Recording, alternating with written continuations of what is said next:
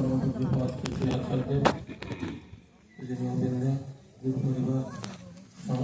ଶ୍ରୀଚରଣ ଭକ୍ତିପୂତ ପ୍ରଣାମ ନିବେଦନ ଜଣାଏ।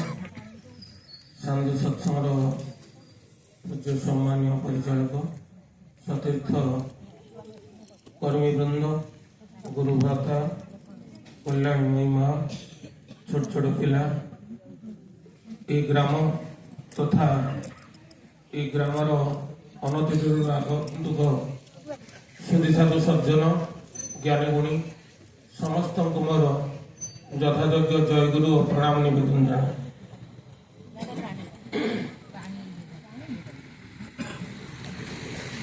ପ୍ରକୃତ କଥାରେ କିଛି କହିବା ଭଳି ଅବସ୍ଥା ମୋର ନାହିଁ। जेहेतु एत दूर आसीचु बोलिकी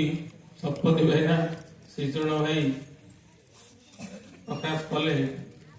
तो मोर गोटे कथा मन पड़ू समस्त पछरे चेयर बहुत वर्षियान लोक मैंने बस बहु वर्षियान मैंने बस सामने बहुत ज्ञानी गुणी लोक बस से तुलन देखा गले गोटे कथा अच्छी आइनस्टाइन गोटे कथा आप रखिकी कथा सांग करी समय सीमित 1.5 घंटा भर सत्संग सांग हम। आइनस्टाइन जन गोटे ड्राइवर थिला ताना डेविड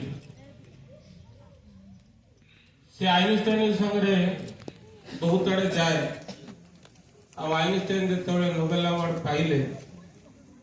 से बहुत आड़े डाकरा आसला बहु जगह से विभिन्न ज्ञान धरवा ज्ञान तो नहीं आलोचना कले। ड्राइवर टी गाड़ी में बसता है आइनस्टाइन जो आलोचना करती से बहु लोग करताली दिखती हाथताली भी दिखती। ड्राइवर मन मन भावे जे ये तो एत सुंदर कहते मुझे सांगरे आसूची मुझे सब कथा शुणुची कौ दिन जब मत गोटे सुजोग मिलता तेल मुझे कथा किसी कहती मत भी किसी हाथताली करताली प्रशंसा मिलता यही कथा से मन मन भावी। तो आइनस्टाइन की से कथा कहे गाड़ी में दिने जाऊ जाऊ साहस करी कहला आज्ञा आपण जमी कहते बहु लोग आनंद पाँच दिने मत सुजोग दिखते ये कथा आइनस्टाइन शुणिले शुणिकी मन मन था दिने गोटे अजणा जगह को जाइए आइनस्टाइन के नहीं ड्राइवर जाइए जो आइनस्टाइन कई भल भाव में चिन्हती केमिया लोक कौन कई जानती नहीं से जगार आइनस्टाइन ड्राइवर को डेविड कहले आज हूँ तो पाई तू आज किसी कथा कह से भारी खुशी है। से दिन आइनस्टाइन ड्राइवर सीट रे बस सीट रे बस ना ड्राइवर सीट रे बस ड्राइवर को पठे मुख्य आकर्षण भाव में आलोचना करने से भी सुंदर आलोचना कला शुणी शुणी बहुत कथा आलोचना कला बहुत करताली मिलला आनंद मिलला। तापर आसला प्रश्न उत्तर कार्यक्रम आइनस्टाइन की तो एत बड़ ज्ञानी गुणी लोक किसी लोग प्रश्न करेंगे तो किसी लोग उठी आसिले आसिकी किसी प्रश्न करने आरंभ कले से ड्राइवर तार गोटे उपस्थिति बुद्धि थाए से कहला यही गोटे प्रश्न यही प्रश्नटा तो मो गाड़ी में बसी ड्राइवर भी कहीदेव चिंता करते जन आइनस्टाइन केड़े बड़ ज्ञानी गुणी लोक ड्राइवर यही भाव संबोधन कर जगार से ड्राइवर पाखक पलि आइनस्टाइन पाखक पलि लोक प्रश्नर उत्तर जानापी ड्राइवर सीट रे प्रकृत देखला बेलू आइनस्टाइन बस भावी ये ड्राइवर तो प्रश्न पचारे आइनस्टाइन निजक लुचेकी से प्रश्नर सब उत्तर देले कहबार तात्पर्य मो भाया गोटे ड्राइवर को छिड़ा करी एठी आइनस्टाइन भली बहुत ज्ञानी गुणी लोक आपण मैंने अच्छा तेणु आपण मान पाखे मुझे धर्मर कथा किसी कहबार लालसा भी रखी कहबार कथा हूँ परमदयाल श्री श्री ठाकुर को जीवन में ग्रहण करी जदि मनीष तांको पथरे चलिबार अभ्यास करे ए नीति नियम मानिकी चले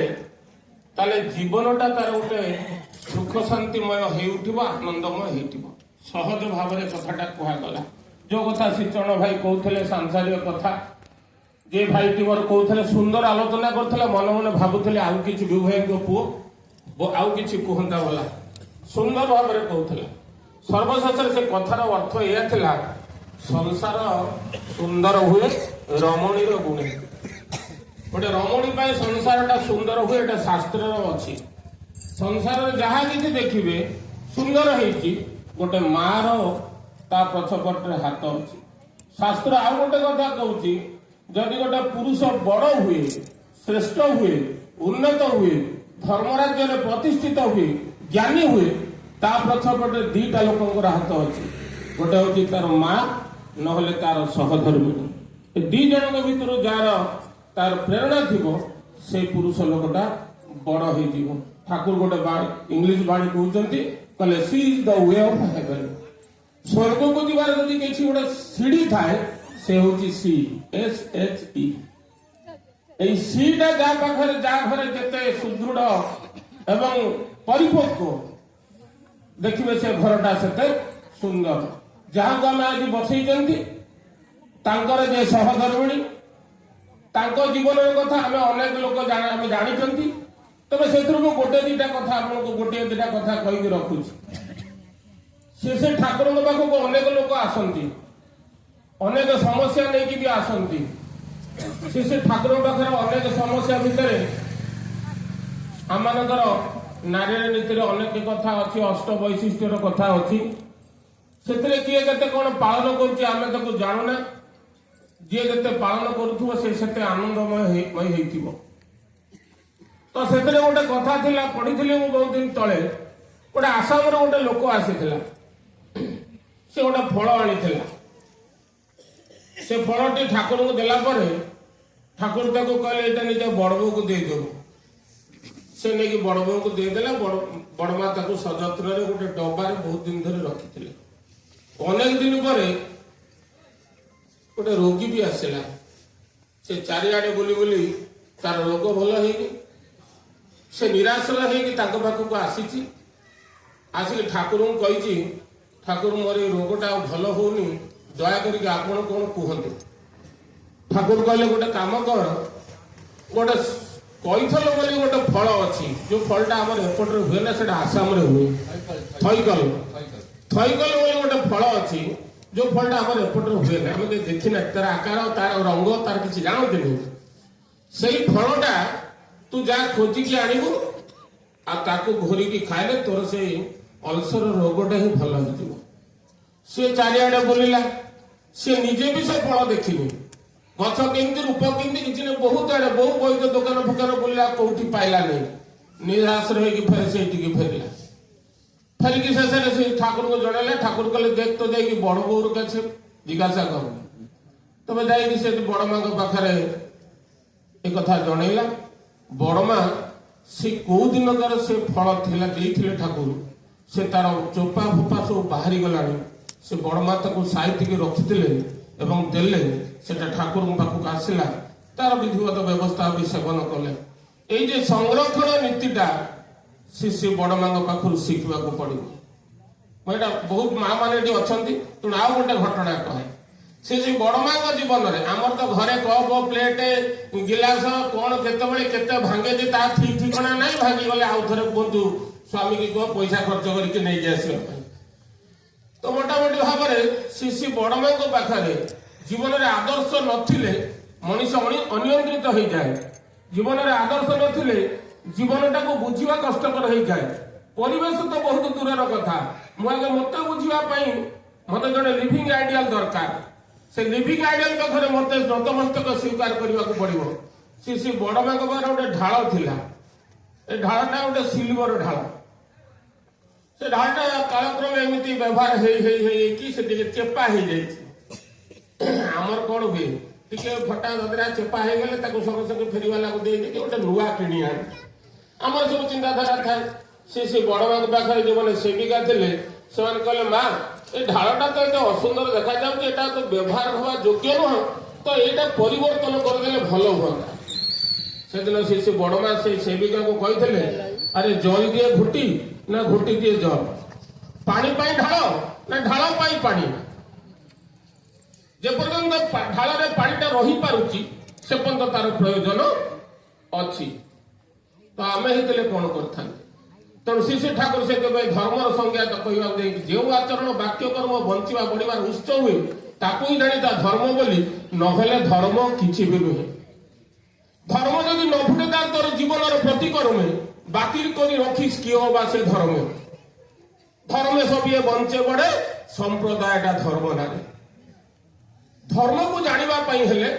ଆଚରଣ କରିବାକୁ ପଡିବ। ଧର୍ମେ ବର୍ଦ୍ଧନ୍ତି ବର୍ଦ୍ଧନ୍ତି ସର୍ବଭୂତାନି। ଧର୍ମରେ କେବେ ଅଧପତନ ନାହିଁ। ଯୋଉ କଥା ଭାଇ ମୋର ଅନୁଜ ପ୍ରତିଭା କହୁଥିଲେ, ମୋର ପୂଜ୍ୟ ଶ୍ରୀଚରଣ ଭାଇ କହୁଥିଲେ, ଧର୍ମରେ କେବେ ଅଧପତନ ନାହିଁ। ଆମେ ଭାରତ ବର୍ଷରେ ଏତେ ଦେବାଦେବୀ ଅଛନ୍ତି, ଏତେ ମନ୍ଦିର ଅଛି, ଏତେ ପ୍ରକାର ବେଦ ପାଠ କରାଯାଉଛି, ଏତେ କଥା କରାଯାଉଛି, କିନ୍ତୁ ଯଦି ପରିବାରକୁ ପଶିଯିବେ ଆପଣ ତ ଦେଖିବେ ପ୍ରତ୍ୟେକ ପରିବାର ଭିତରେ ଅଶାନ୍ତିର ବାତାବରଣ ସୃଷ୍ଟି ହେଇଛି। କାହା ଭିତରେ ଗୋଟେ ଆନନ୍ଦର ଲହର ସୃଷ୍ଟି ହଉନାହିଁ। এই ଆନନ୍ଦଟା ମଣିଷ ପାଇବା ପାଇଁ ସେ ବିଭିନ୍ନ ଜାଗାକୁ ଦୌଡ଼ି ଯାଉଛି। କହୁଥିଲେ ପରିବାରର କଥା, କିଛି ଦିନ ତଳେ ଆମର ଶିବରାତ୍ରି ଯାଇଛି, ବହୁତ ଜାଗାରେ ଯାଗଯଜ୍ଞ ହଉଛି। 19 ଖଣ୍ଡ ଆଲୋଚନା ପ୍ରସଙ୍ଗରେ ଶ୍ରୀ ଠାକୁର ଦିନେ କହୁଛନ୍ତି, କହିଲେ ଶିବରାତ୍ରି ଯେ ହଉଛି ତା ବାବଦ ତ ଆମର କିଛି ଧାରଣା ବି ବିଶେଷ ନାହିଁ। ଶ୍ରୀ ଠାକୁରଙ୍କର ଗୋଟେ କଥା ସେଦିନ ପଢୁ ପଢୁ ଦେଖିଲି, ଦିନେ ଶିବ ଗୋଟେ ଛଦ୍ମ ବେଶରେ ଆସିଛନ୍ତି ପାର୍ବତୀଙ୍କ ପାଖକୁ। ଆସିକି କହୁଛନ୍ତି, ଶିବଙ୍କ ବିରୁଦ୍ଧରେ ଶିବ ନିଜେ କହୁଛନ୍ତି ପାର୍ବତୀଙ୍କୁ। କହିଲେ ଶିବ ଏମିତି ସେମିତି ବିଭିନ୍ନ କଥା କହୁଛନ୍ତି। ପାର୍ବତୀ ସବୁ କିଛି ସମୟ ପରେ ଶୁଣିଲା ପରେ କହୁଛନ୍ତି, କହିଲେ ଶୁଣ, ତୁମେ ଯାହା ବିରୁଦ୍ଧରେ କହୁଛ ମୁଁ ତାଙ୍କୁ ପୂଜା କରେ, ଆଉ ତୁମର ଏଇ କଥା ଶୁଣିବା ପାଇଁ ମୋ ପାଖରେ ସମୟ ନାହିଁ। ସେ ଯାହା ସବୁ କହିଥିଲେ ତାର ସାରାଂଶଟା ହିଁ ଶେଷରେ ପାର୍ବତୀ ତାଙ୍କୁ ଉତ୍ତର ଦେଲେ। ମାନେ ସେ ପରୀକ୍ଷା କରୁଥିଲେ ଯେ ମୋ କଥା ଯଦି ମୋ ବିରୁଦ୍ଧରେ କିଏ କହେ ତାହେଲେ ତାର ଶୁଣିବାର ଶ୍ରବଣ କରିବାର ଶକ୍ତି ପ୍ରକୃତରେ ଅଛି ନା ଏଇ କଥାଟା ମତେ କାଲି ପ୍ରହେଳିକା ଭାବରେ କୁହାଯାଉଛି। ସେଥିପାଇଁ ଶ୍ରୀ ଠାକୁର ଗୋଟେ ବାଣୀ ଦେଲେ, ସତୀତ୍ୱ ଯାର ସ୍ୱଭାବ ସିଦ୍ଧ ଚର୍ଯ୍ୟାପଟୁ ମନ ଜଗଧାତ୍ରୀ ମୂର୍ତ୍ତମତି ସଂସାରରେ ଜୀବନ। এই ସଂସାର ଜୀବନଟା ସୁଖୀ ହବ ସେତେବେଳେ, ଆନନ୍ଦ ହବ ସେତେବେଳେ, ମଧୁମୟ ହବ ସେତେବେଳେ ଯାର ସ୍ୱଭାବଟା ସିଦ୍ଧ। ଯୋଉ କଥା ଭାଇ ଆଉ ଆମର ଶ୍ରୀଚରଣ ଭାଇ କହୁଥିଲେ। ଆଉ ଗୋଟେ କଥା ରହିଲା, ସେ ଠାକୁରଙ୍କ ପାଖକୁ ଏମିତି ଆମେ ଯେମିତି ବସିଛନ୍ତି ଅନେକ ଲୋକ ଆସିଛନ୍ତି, ତା ଦେହରେ ଜଣେ ଦମ୍ପତି ଆସିଛନ୍ତି। ଆଜି ଠାକୁରଙ୍କ ପାଖରେ ପହଞ୍ଚନ୍ତି, ପହଞ୍ଚିକି ଲାଇନରେ ଆସୁଛନ୍ତି, କିଛି ପ୍ରଣାମୀ ଦେଇକି ପ୍ରଣାମ କରିକି ଯିବେ। ତାଙ୍କର ଯେ ସହଧର୍ମିଣୀ ପାଖରେ ତାଙ୍କର ସ୍ୱାମୀ ଛିଡା ହେଇଛନ୍ତି। এই ସ୍ୱାମୀ ଛିଡା ହେଇକି ଯେତେବେଳେ ଗୋଟେ ବିଡ଼ା ନୋଟ ବାହାର କରିଛନ୍ତି ଠାକୁରଙ୍କୁ ପ୍ରଣାମୀ ଦେବା ପାଇଁ, ତାଙ୍କର ସ୍ତ୍ରୀ ସେ ନୋଟ ବିଡ଼ାଟାକୁ ଧରିକି ନେଇ ଆସିଲେ। ଠାକୁର ଅନତିରେ ଥାଇ ଦେଖୁଥାନ୍ତି, କିଛି କହୁନାହାନ୍ତି ଠାକୁର। ତାପରେ କିଛି ଭକ୍ତମାନେ ପଚାରିଲେ, କହିଲେ ଠାକୁର ଏଇ ଯେ ମା ମାନଙ୍କୁ ଆପଣ କୁହନ୍ତି ରତ୍ନ ଗର୍ଭା ସହଧର୍ମିଣୀ, এই যে ধর্ম কামরে সহায়তা করନ୍ତି, দান ধর্ম করিবারে সেমানଙ୍କର বেশি দক্ষতা থাকে, তো ଆପଣଙ୍କୁ ପ୍ରଣାମୀ ଦେଲା ବେଳେ ସେଇ ମାଟି କୌଣସି ଟଙ୍କା ବିଡ଼ାଟା ଛଡେଇ ନେଇକି ପଳେଇଗଲା? ଠାକୁର ଉତ୍ତର ପ୍ରଶ୍ନ ଏଇଠି, ଉତ୍ତର ବି ସେଇଠି, ଆଉ ଉତ୍ତର କିଛି ଦେଇନାହାନ୍ତି। ସେଦିନ ତାପରେ ପରେ ସେ ଠାକୁର ସୁଶୀଲାଙ୍କୁ ପଠେଇଲେ ଜନୈକ ମାଙ୍କ ପାଖକୁ। ସେ ମା ଆଉ କେହି ନୁହନ୍ତି, ଆମେ ସମସ୍ତେ ଜାଣନ୍ତି ସେ ହେଉଛନ୍ତି ସୁଭାଷ ବୋଷଙ୍କର